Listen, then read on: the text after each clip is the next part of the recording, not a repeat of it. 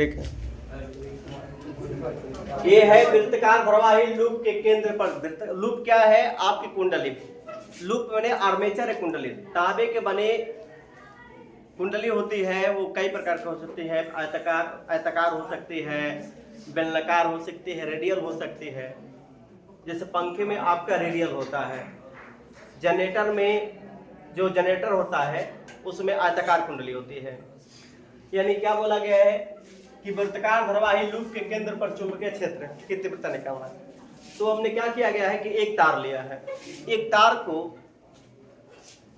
वृत्तकार रूप में लपेटा गया है, एक तार को वृत्त के रूप में लपेटा गया है जिसकी त्रिज्या स्मॉल ए मान लिया गया है और उसका केंद्र ओ हो गया है।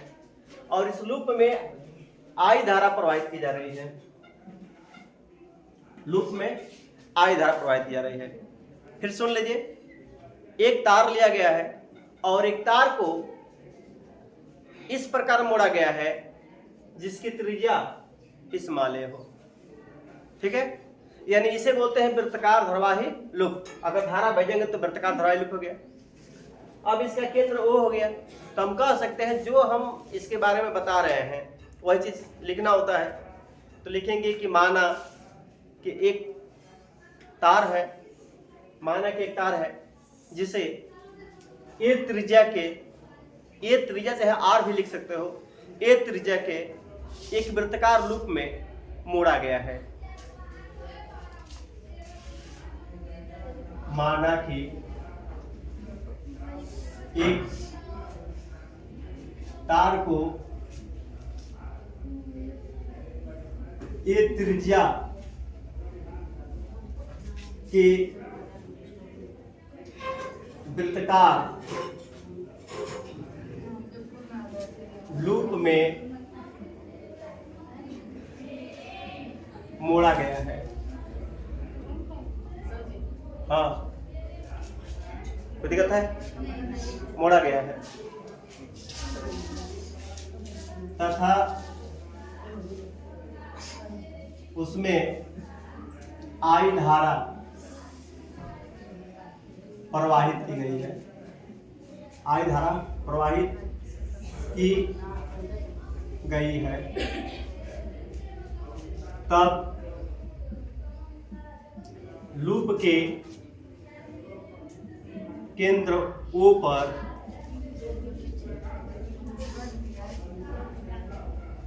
चुंबकीय क्षेत्र की तीव्रता ज्ञात करनी है। अभी तक कोई दिक्कत?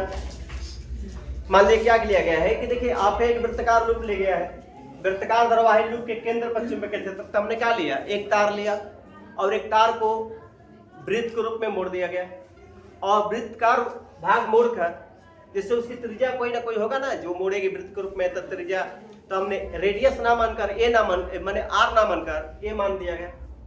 और इसमें तार में आई धारा प्रवाहित की गई। और आप पढ़े हैं कि ओस्टेट के नियमानुसार यदि किसी भी चालक में धारा प्रवाहित की जाएगी तो वो अपने आसपास चुंबकीय क्षेत्र पैदा करता है। बाय और सेबेट ने ये बता भी दिया था कि वो कितना पैदा करता है। बाय और सेबेट ने 1820 ईस्वी में बता दिया था कि धारावाही चालक के निकट किसी बिंदु पर चुंबकीय क्षेत्र की तीव्रता कितना होता है। वो क्या बताया था? B बराबर म्यू 0 अपन में 4 pi I del L sine theta अपन में आर स्क्वायर, यही था। अब जो है इस चुंबकीय क्षेत्र की दिशा को दो नियमों से बताया गया। पहला, दाएं हाथ के हथेली का नियम नंबर 1।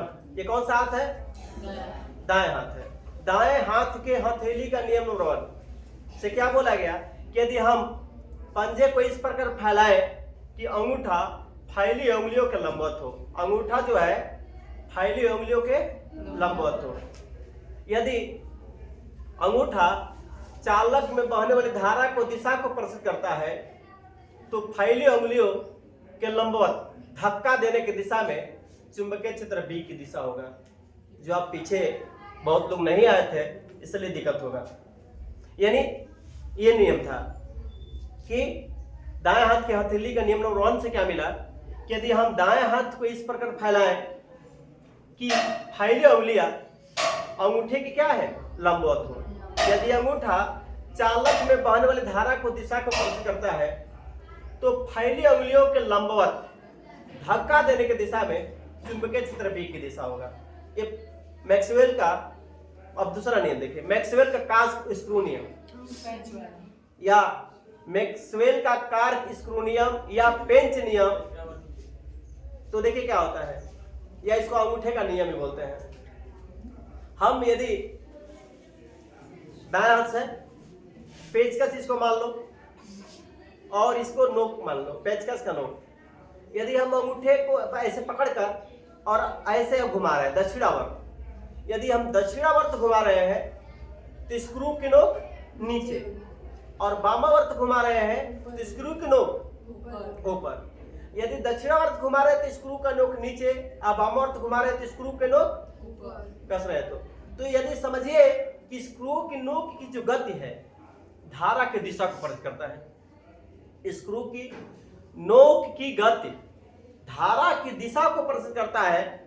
तो समझो कि अगर ऐसे कस रहे हैं तो जो लिपटी उंगलियां है घूर्णन की दिशा चुंबकीय क्षेत्र B की दिशा को प्रदर्शित, जो घूर्णन की दिशा है उस चुंबकीय क्षेत्र B की दिशा प्रदर्शित। स्क्रू ऐसे कस रहे हैं तो नोक नीचे जा रही है, धारा नीचे बढ़ रही है तो चुंबकीय क्षेत्र इस दिशा में लगेगा।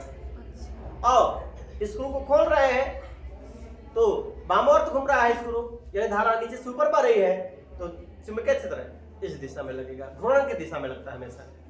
हमेशा चुंबकीय क्षेत्र घूर्णन की दिशा में लगता है। अब आइए आपको बता रहे हैं कि यहाँ पे जो वृत्ताकार धारावाही लूप के केंद्र पर चुंबकीय क्षेत्र कैसे होगा।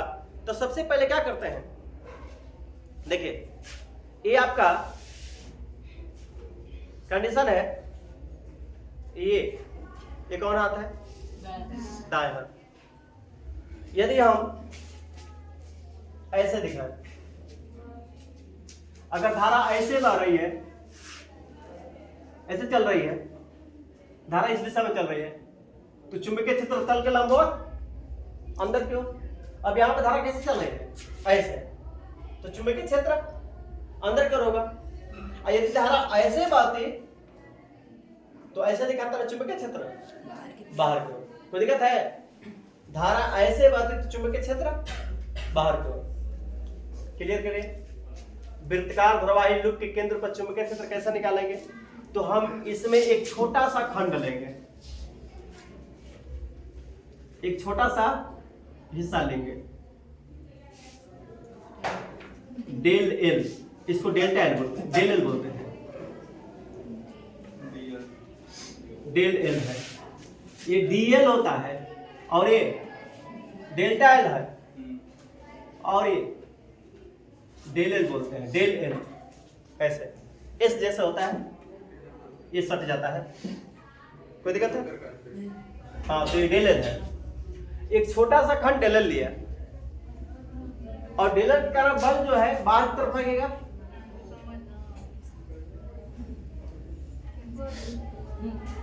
क्या चीज, जैसे ये इस तार पर एक छोटा सा खंड लिया गया है, इस छोटे के खंड से केंद्र से दूरी कितना है ये बताओ। यहां पर स्पर्श रेखा ये खंड को मिला, देखो ये वृत्त है, वृत्ताकार भाग के छोटे से खंड लिए जाए और यहाँ केंद्र लिया जाए तो यहाँ पर क्या बनेगा, सीधे लंबवत पड़ेगा, यानी यहाँ पर कितने स्कोर बनेगा, 90 स्कोर बनेगा। और आपने कहा पढ़ा है यहाँ पर निकालना है, दूरी आर है और डेल है, तो बायो सावर्ट के नियम अनुसार क्या पढ़े हैं, ये थीटा बराबर 90 हो गया है, तो यही पढ़ेंगे बी बराबर म्यू नॉट अपॉन में 4 पाई। धारा आई इसमें बह रही है, आई और खंड छोटा सा लिया गया है डेल एल, और साइन थीटा होता है और बटा में दूरी कितनी है, लेकिन साइन थीटा के जगह पर साइन 90 हो गया ना, तो दिक्कत है। इसलिए क्या होता है, साइन 90 के मान क्या होता है, 1 होता है। आया समझ में। तो हमने क्या बताया कि इस लूप पर एक छोटा सा खंड लिया, माना कि लूप पर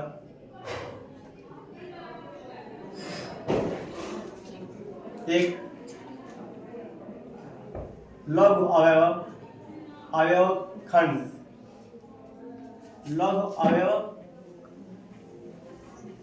खंड डेल लिया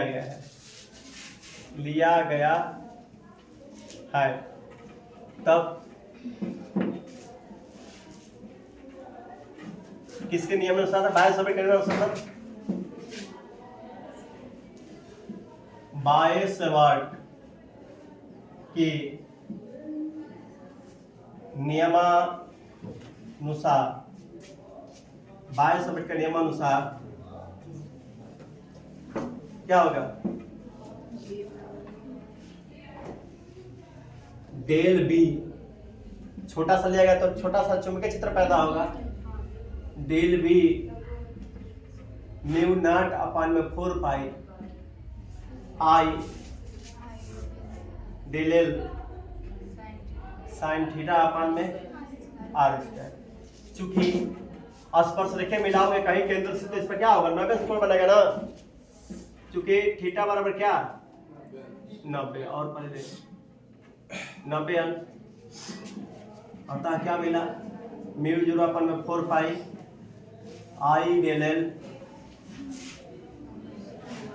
साइन 90 बटा में आर की जब क्या लिखेंगे? ए स्क्वायर है, साइन 90 के मान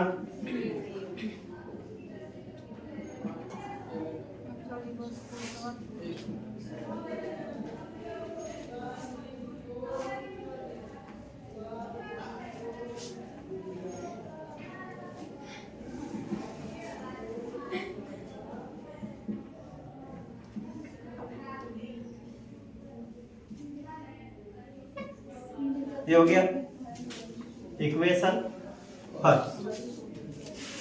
ये केवल छोटे से ले गए, छोटे से खंड के लिए, तब पूरे संपूर्ण लूप के लिए, तब संपूर्ण लूप के कारण केंद्र O पर चुंबकीय क्षेत्र की तीव्रता, ठीक है। ये लूप लिया गया है तो उसके तब बायस-सावर्ट यहां लिखेंगे कि बायस-सावर्ट के नियमानुसार लूप के केंद्र पर डेल एल के कारण लूप के केंद्र पर चुंबकीय क्षेत्र की तीव्रता, ठीक है। ये छोटे से निकाला निकला, इतना निकला है। और संपूर्ण लूप के लिए क्या करेंगे? समाकलन कर देते हैं। डेल बी, इधर भी समाकलन लगाएंगे, इधर ये पूरी आकृति घिरी हुई है इसलिए बंद आकृति करते हैं। म्यू नॉट अपॉन में 4 पाई आई डेल्टा एल अपॉन में ए स्क्वायर। जैसे आपको बताया गया था कि dx हो तो इसका x होता है, x के सापेक्ष समाकलन है। dp है तो p के सापेक्ष समाकलन तो p होता है। उसी तरह से डेल b के समाकलन b हो जाएगा ना, तो ये b हो जाएगा। और ये कॉमन कर लेंगे सब, केवल ये भी म्यू नॉट अपॉन में 4 पाई आई अपॉन में और डेल्टा एल वन समाकलन म्यू नॉट अपॉन में 4 पाई आई अपॉन में ए स्क्वायर। और ये पता है समाकलन क्या हो जाएगा? पूरे ये पूरा छोटा सा हिस्सा खंड है, पूरे घूमकर कितना चल जाएगा? 2 पाई आर। परिधि हो जाएगी, परिधि 2 पाई आर के जब क्या है? ए है ना, तो 2 पाई ए हो जाएगा। यानी पूरे का छोटे हिस्से का समाकलन करेंगे तो पूरा टोटल कंप्लीट निकल जाएगा। वो क्या है कंप्लीट? यानी 2 पाई ए से ए क्या हो गया? म्यू नॉट अपन में 4 पाई और 2 भी कट जाएगा, देखिए 2 पाई से 2 पाई कट गया, म्यू नॉट आई अपन में 2 बचा और फिर ए बचा। कोई दिक्कत है? यानी यही लूप के केंद्र पर चुंबकीय क्षेत्र क्या है? न्यूटन पर एम्पियर मीटर। यदि लूप में फेरो की संख्या n हो तो स्मॉल n ले लीजिए, स्मॉल n हो तो b बराबर म्यू नॉट अपन में 2a n आई न्यूटन पर एम्पियर मीटर। यह है आपका